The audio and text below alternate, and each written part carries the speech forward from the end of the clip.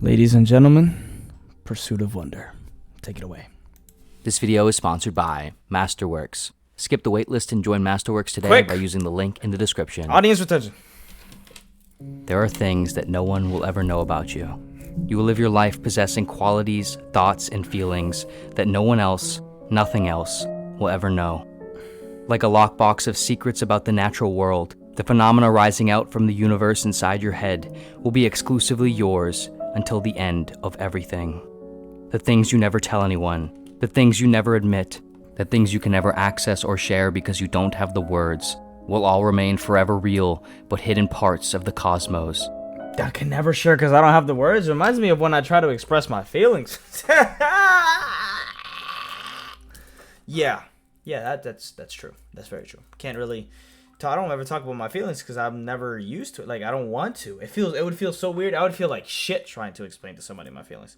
Like, it's just not fun. I don't want to do it. I don't want anyone's help because I'm just so used to dealing with it all on my own. That's so true. I don't even know if I feel bad, I wouldn't even know how to put it into words sometimes. That I don't want to feel like I'm not emotionally intelligent, because that's one of the things that emotional intelligence is all about, is knowing exactly what your emotions are, being aware of them. You know, it's like that self-awareness and that introspection. But it's also like, it's kind of hard putting them into words when you're just not used to it, you know? You're just so used to them being in here, you just like sort of understand them in a different way, but to put them out there in a way that other people will understand, like, I don't know, sometimes you feel like people would just judge you, like, you know, you just don't do it. Just keep it in, man. You're not used to it at all.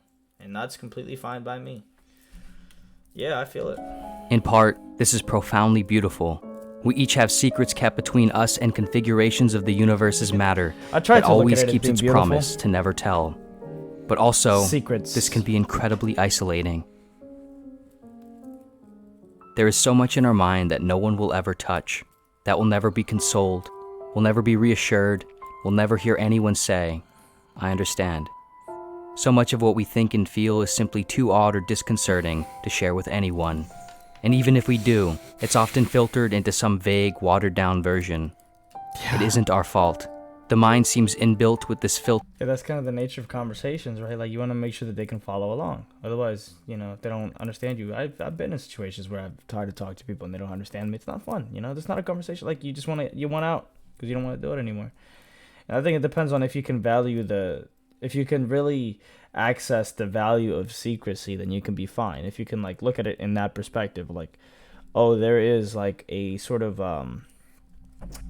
like, what do you call it? Like little special value, you know, something fun about a secret. It's so fun. It's exciting. It's like, ooh, it's my little secret. You know, if you can look at it like that, then you're fine. But also, like, sometimes you do want to be heard, you know, and a lot of that I put out. You know, you could do that through writing, but you will never get everything out.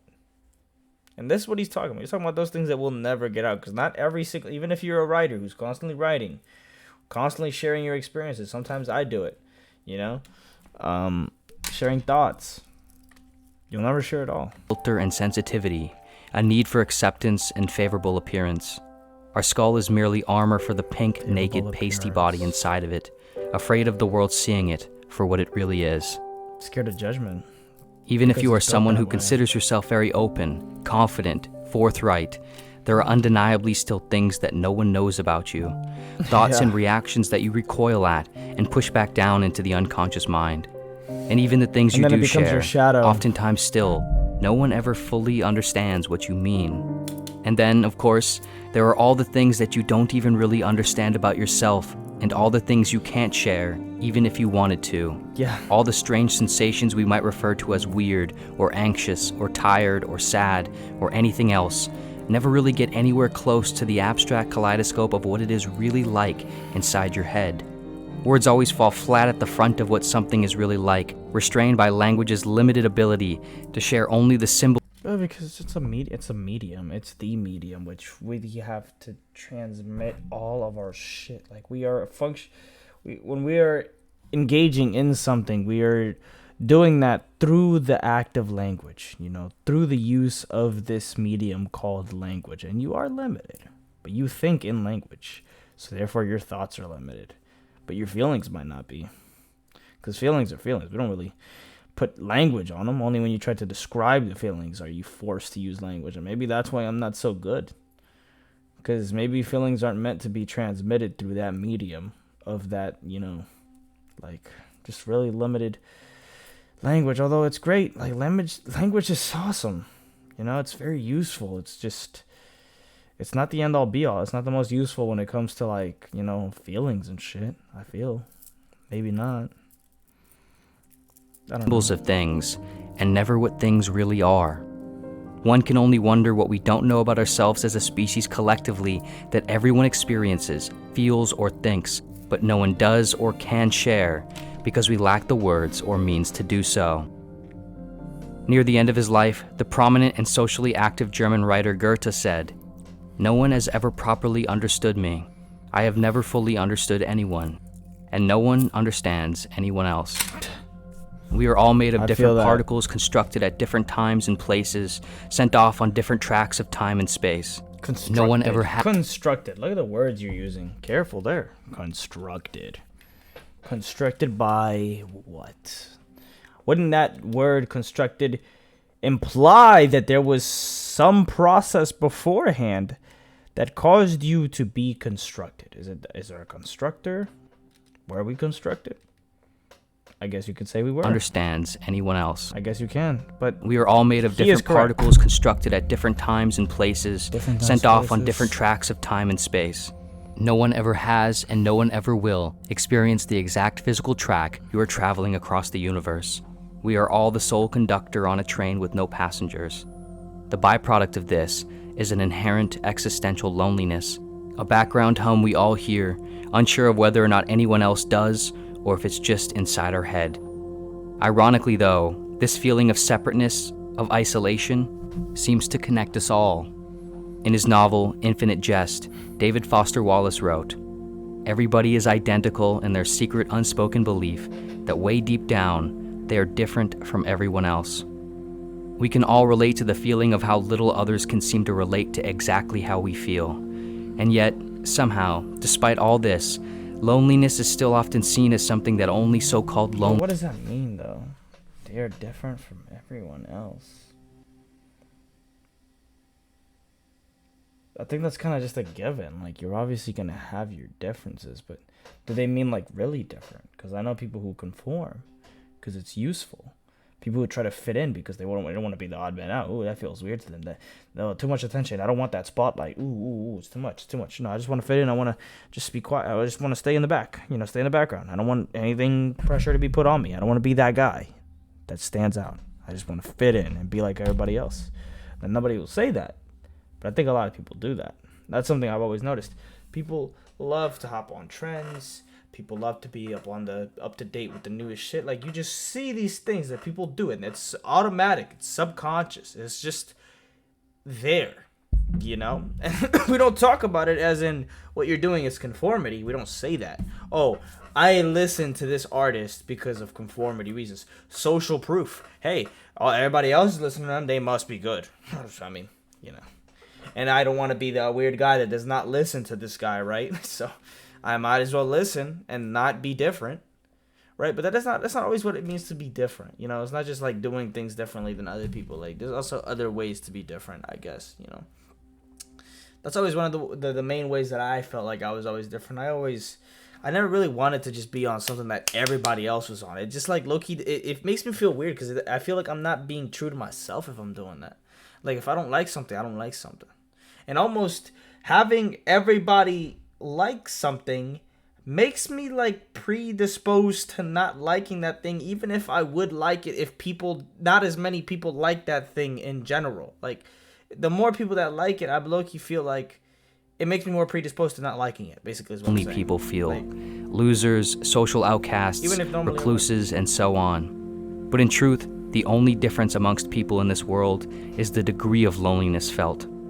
Of course, there are different degrees. Loneliness in extreme forms where someone experiences isolation or conditions in which their particular need for social interaction is not met can be debilitating and lead to physical and psychological problems.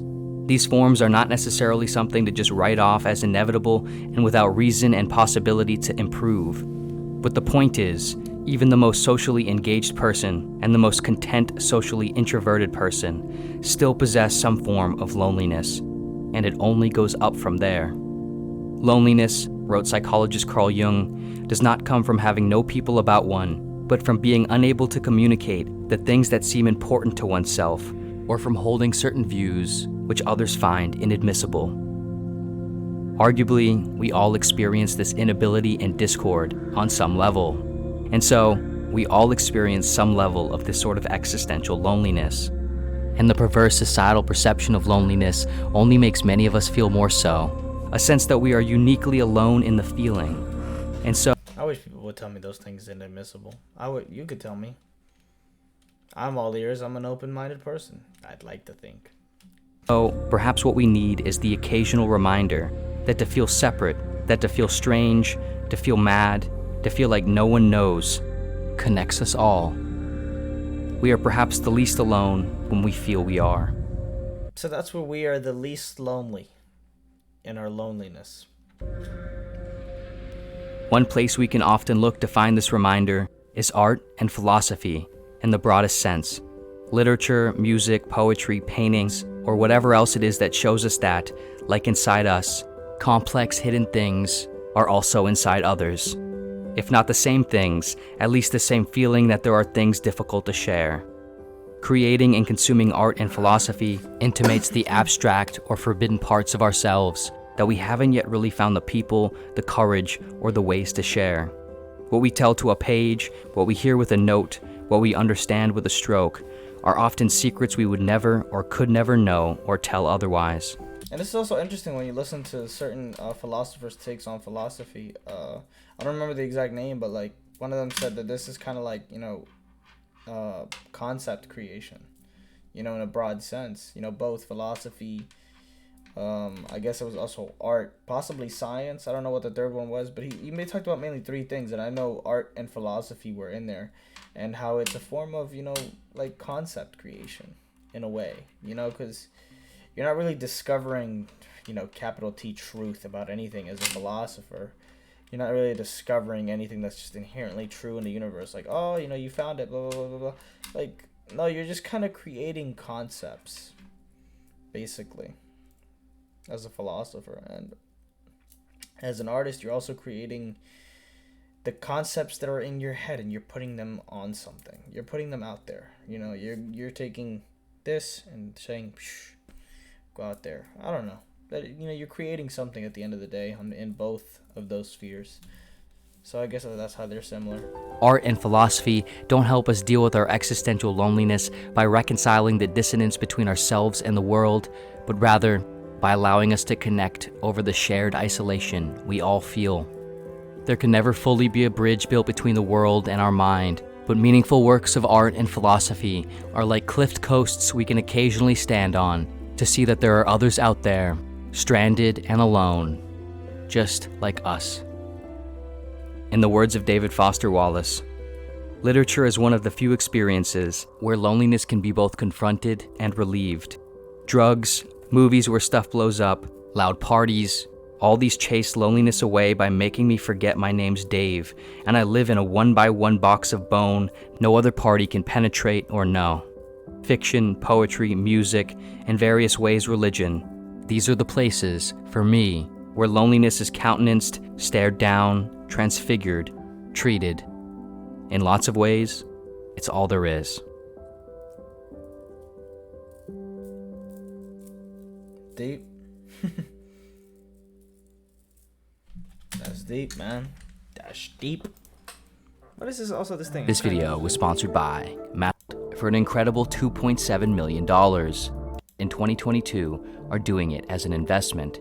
According to Citibank, art has a very low correlation to this high. Art appreciated. Shit. Money, money, money, money. Loneliness isn't the physical absence of other people, he said. It's the sense that you're not sharing anything that matters with anyone else. Yeah.